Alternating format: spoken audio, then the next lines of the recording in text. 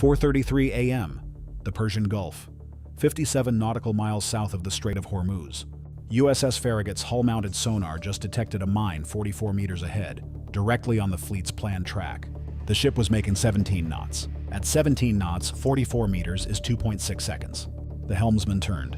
"Welcome to Navy Beacon, where we break down the operations that define sea power." USS Farragut turned 12 degrees to starboard in 2.6 seconds. Not enough. The mine, a moored contact type, anchored at 22 meters depth on a wire tether, passed along the destroyer's port side at a clearance of 6 meters. 6 meters. The contact mine requires physical contact to detonate. 6 meters of water between the mine's contact horns and the destroyer's hull is not contact. The mine did not fire. USS Farragut cleared the mine and came to all stop. But the mine was not alone. At 4:33:47 a.m., 47 seconds after the first contact, the sonar operator, sonar technician 2nd Class Maria Reyes, classified as second contact. Same type, 230 meters ahead on the original track, and a third, 190 meters to port, and a fourth, directly astern, between Farragut and the next ship in the column, USS Mahan, which was still making 17 knots, 600 meters behind. The column had entered a minefield. The fleet formation that morning consisted of USS Farragut leading, USS Mahan 400 meters behind, and USS Bunker Hill, a Ticonderoga-class cruiser, 800 meters behind Mahan. Behind the cruiser, 2 military Sea-Lift command vessels carrying pre-positioning cargo. When Farragut's all-stop command transmitted over the tactical circuit, the formation response was immediate. USS Mahan went to emergency full astern. USS Bunker Hill slowed hard. The MSC vessels, slower to respond, larger, with longer stopping distances, required 30 additional seconds to achieve a significant speed reduction. The formation had entered a minefield at 17 knots and was trying to stop inside it. At 4:34:12 a.m., USS Mahan's sonar detected a mine 290 meters ahead. She was still making 11 knots and decelerating. The mine was to starboard. She turned port. The mine cleared her hull by 11 meters. USS Bunker Hill detected no contacts directly on her track. She came to all stop at 4:35:01 a.m. The MSC vessels stopped outside the minefield's apparent boundary. The formation was stationary, scattered, inside a minefield of unknown extent, in the dark, in the Persian Gulf. The mines had been placed by 2 vessels, operating in a coordinated pattern between 11:30 p.m. and 3:15 a.m. the previous night. A 5-hour deployment window that had been executed with precision. Mine-laying vessels were not military. They were modified commercial dhows, each 60 to 70 feet in length, equipped with underwater deployment rails along their keels. The rails could deploy mines over the side without external lifting gear, without visible topside activity, and without any radar signature distinguishable from a stationary fishing dhow. Both vessels had operated under AIS with valid fishing registrations. Both had anchored periodically during the night, a normal pattern for dhow fishing in the Gulf. When anchored, they had deployed mines through the keel rails. The minefield they produced was not a random scatter. It followed a specific geometric logic. The mines were spaced to create a pattern that maximized the probability of contact with a deep-draft military vessel transiting the established fleet route, while the spacing between mines was wide enough that a single mine detection by sonar would not immediately reveal the full extent of the field. The first mine was the decoy. One mine at 44 meters, close enough that the ship's emergency turn would be the immediate focus, not the broader picture. While Farragut turned away from the first mine, she was turning into a sector with 2 more.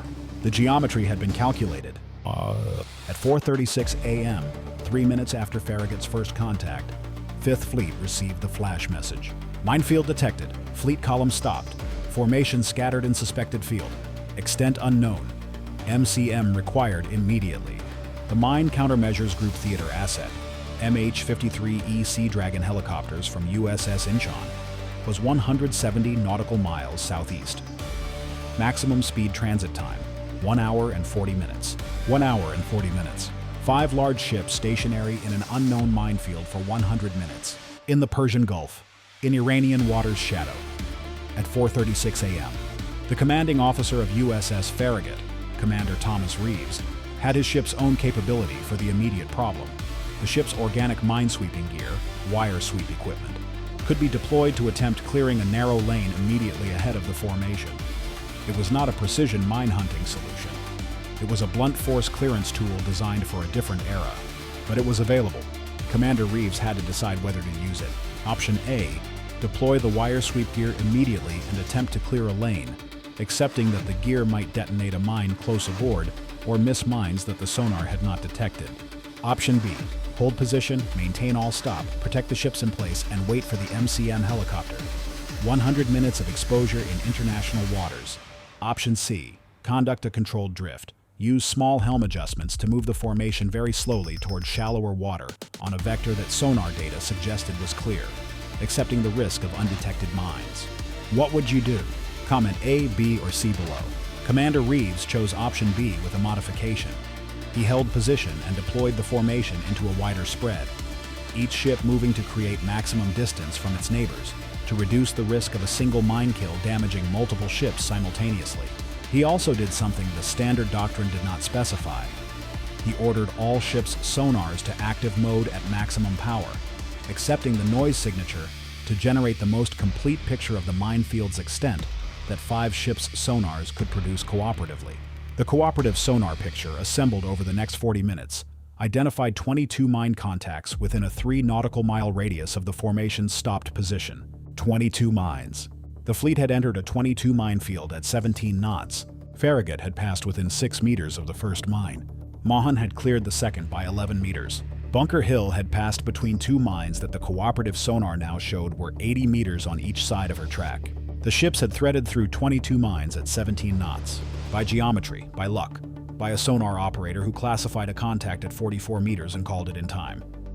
At 4:49 a.m., 16 minutes after the first detection, a P-8 Poseidon maritime patrol aircraft, vectored by 5th Fleet, arrived over the area and began surface surveillance. The mine-laying dhows had not yet cleared the area. One was anchored 4 nautical miles north of the minefield, still showing a valid AIS registration, running navigation lights. The P-8's FLIR camera, sensitive to heat signatures, showed the vessel's keel temperature as significantly higher than ambient water temperature. A dhow that had been running its engine and deployment rails for 5 hours retained thermal evidence of that activity. The second dhow was underway, heading northeast at 8 knots. The P-8 crew called 5th Fleet immediately. 2 contacts, both assessed as the mine-laying vessels. 1 anchored, 1 departing. Authorization request went up at 4:51 a.m. 2 FA-18Es from USS Theodore Roosevelt, Cobra 31 and Cobra 32 were already airborne, positioned on a combat air patrol tasking that 5th Fleet had pre-positioned over the Gulf when the flash message came in. They had not been positioned specifically for this mission. They had been on a standing alert. The standing alert had them in position. Flight time to the target area, 8 minutes. Authorization returned at 5:03 a.m., 12 minutes after the request. In 12 minutes, the stationary dhow had remained stationary. The departing dhow had covered 1.6 nautical miles northeast and was now 11 minutes from Iranian territorial waters. Both targets were still in international waters. Cobra 31 was assigned the stationary contact. Cobra 32 was assigned the departing vessel. The stationary dhow was engaged first. Cobra 31 dropped a single GBU 38 500-pound JDAM. The bomb struck the vessel amidships. The detonation was direct. The vessel sank in 4 minutes. Wreckage and debris covered a 200-meter radius on the Gulf surface. Cobra 32's target had increased speed to 12 knots. The crew had seen the explosion on the first dhow and were making for territorial waters. The dhow was still 6 minutes from the Iranian boundary when Cobra 32 fired an AGM-65 Maverick air-to-ground missile from 2 miles standoff range. The Maverick's IIR seeker locked on the dhow's engine heat signature. Direct hit amidships. The second dhow sank in 2 minutes. Both mine-laying vessels were gone at 5:11 a.m. The MH-53 EC Dragon helicopters from USS Incheon arrived at 6:14 a.m., 1 hour and 38 minutes after the initial flash. Mine clearance of the 22 contacts took 4 hours and 27 minutes. 14 mines were neutralized by helicopter-deployed sweep gear. 8 required EOD dive teams working in the 30-meter Gulf depth below the formation. The last mine was rendered safe at 10:41 a.m. The fleet formation transited the cleared corridor beginning at 11 a.m., 6 hours and 27 minutes behind schedule. No ships were sunk. No sailors were killed by mines. The mission continued. The after-action review's findings were issued 10 days later. Finding 1. The minefield's geometry had been calculated with knowledge of the fleet's standard transit route. The spacing, depth settings, and placement of the decoy mine, the one closest to Farragut, indicated that the mine layers had understood how a ship's sonar crew would react to a single detection and had positioned additional mines in the area that a standard emergency turn would move the ship toward. The mine pattern reflected knowledge of U.S. Navy emergency maneuver doctrine. Where that knowledge came from was the subject of a separate counterintelligence assessment that produced no public findings. Finding 2. The cooperative sonar approach, 5 ship sonars working together to map the field, had been improvised by Commander Reeves and had no precedent in standing doctrine. The review assessed it as sound and recommended formalizing it as a standard procedure for multi-ship formations stopped in suspected minefields. The procedure was formalized. Finding 3. The 6-meter clearance between Farragut's hull and the first mine had been the margin of survival for the entire operation. Had sonar technician Reyes classified the contact 2 seconds later, the emergency turn would not have been enough. Had she classified it 2 seconds earlier, the turn would have had more margin. She had classified it in the window where the turn was just barely sufficient. Her sonar watch log showed she had been on continuous watch for 4 hours and 11 minutes at the time of the detection. She was commended in the after-action review by name. The third mine-laying dhow, if there had been a third, which the review assessed as possible based on the density of the field, was never located. 3 sections of the minefield showed a placement pattern inconsistent with 2 vessels working the area. The geometry suggested a third deployment point. If a third vessel had been present, it was not found by the P-8's surveillance and was not engaged. It was somewhere in the Gulf, or it had already returned to port. The Iranian fishing registry that the 2 destroyed dhows had operated under was a legitimate registry. The vessel's owners, a shell company registered in a third country, had no identifiable connection to the IRGC through available intelligence. The connection existed. Finding it took 3 months, by which point the operational moment had long passed. The minefield was gone. The ships were home. The gap in the fleet's mine countermeasures coverage, 100 minutes of vulnerability for 5 ships, had been documented, reviewed, and addressed in the subsequent deployment plan.